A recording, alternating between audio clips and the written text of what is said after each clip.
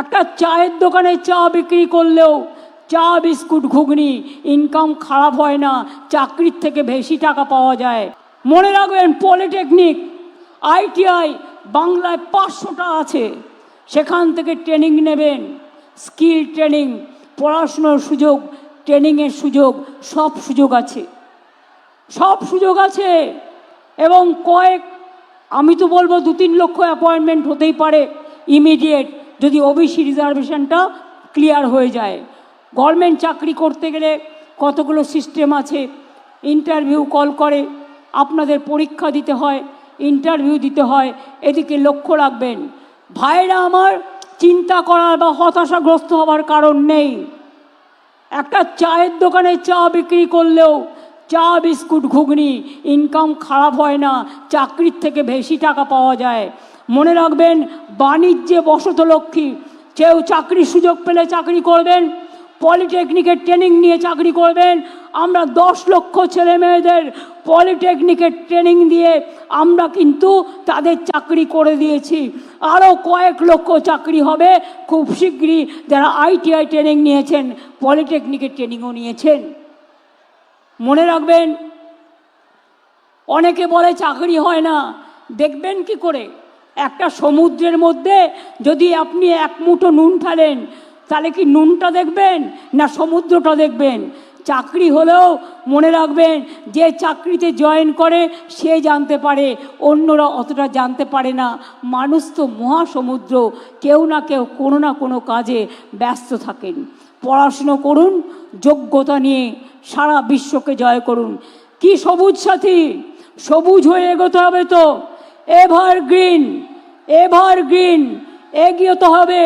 সবুজ কোনো বাধা মানে না, সবুজ কোনো অন্যায় মানে না, সবুজ চলে এগিয়ে, সবুজের রথ থামিও না, সবুজকে এগিয়ে দাও, সবুজ বাঁচাও, প্রাণ বাঁচাও।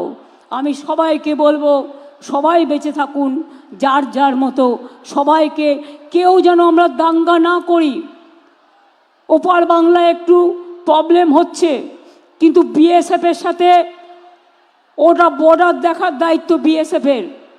যদি কোনো অন্যায় হয় আমরা দেখে নেব, কিন্তু মনে রাখবেন, BSF-এর সাথে যদি ওদের বচসা হয়, আপনারা গ্রামের লোকেরা সেখানে যাবেন না।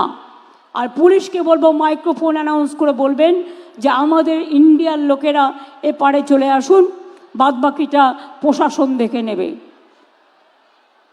আমি বিশ্বাস করি হয়তো একদিন আমাদের সম্পর্ক আবার ভালো হয়ে যাবে, কিন্তু এটা লক্ষ্য রাখবেন যেন কোনো সমাজবিরোধী, কোনো জঙ্গি কারো হোটেলে বা কারো বাড়িতে ভাড়া নেওয়ার নাম করে বাসা বাঁধতে না পারে। কোনো সমাজবিরোধী তারা যেন ঘুঘুর বাসা বানাতে না পারে, এটা মাথায় রাখবেন। তাহলে সেটা দেশের ক্ষতি, সমাজের ক্ষতি, রাজ্যের ক্ষতি। উন্নয়ন তখনই হয় যখন শান্তি হয়। এবার আমি যদি ছাত্রছাত্রীদের জিজ্ঞেস করি, নেতাজি সুভাষচন্দ্র বোস কি স্লোগান দিয়েছিলেন? বলতে পারো? বলতে পারো? নেতাজি সুভাষচন্দ্র বোসের স্লোগান কি?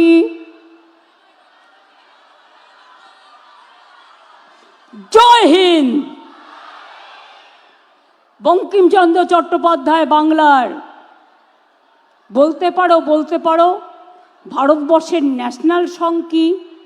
বন্দে মাতরম, লিখেছিল বাংলা থেকে। নেতাজি সুভাষচন্দ্র বোস জয় হিন্দ বাংলা থেকে। জনগণ মন অধিনায়ক জয় হে রবীন্দ্রনাথ ঠাকুর। মনে রাখবে, জাতীয় সঙ্গীত, ন্যাশনাল আনথেম বলা হয় ওটাকে, আর বন্দে মাতরমকে ন্যাশনাল সং বলা হয়। আর যারা দাঙ্গা লাগায় আমি তাদের সমর্থন করি না।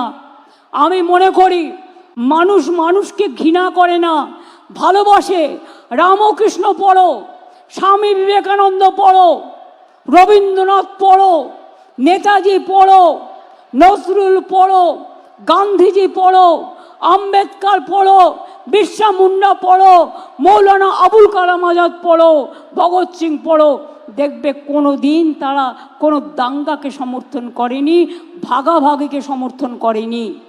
সবাই এক বাক্যে বলে গেছে সর্বধর্ম সমন্বয়ের কথা।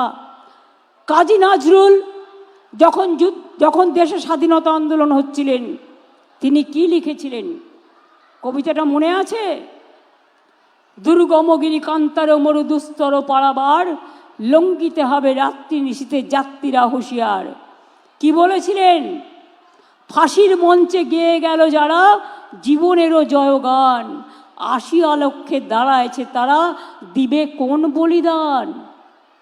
রবীন্দ্রনাথ ঠাকুর লিখলেন বঙ্গভঙ্গের বিরুদ্ধে রাখি বন্ধন, যেটা আমাদের রাজ্য সঙ্গীত। বাংলার মাটি বাংলার জল, বাংলার বায়ু বাংলার ফল, পূর্ণ হোক হে ভগবান। মাথায় রাখতে হবে সবাই কিন্তু সমাজের নেতা, তারা মতুয়াই বলুন, আদিবাসী বলুন, সংখ্যালঘুই বলুন, নিম্নবর্ণই বলুন। আমি কাউকে নিম্নবর্ণ নয়, সবাইকে সমান বলি। তার কারণ আমাদের পদবিটা নিয়ে আমরা যেন ভাগাভাগি না করি, আমরা আমাদের মানবিকতাকে নিয়ে যেন আমরা সবাই গর্ববোধ করি। বাংলা হান্টের আরও খবর দেখতে নজর রাখুন। বাংলা খবর মানেই বাংলা হান্ট।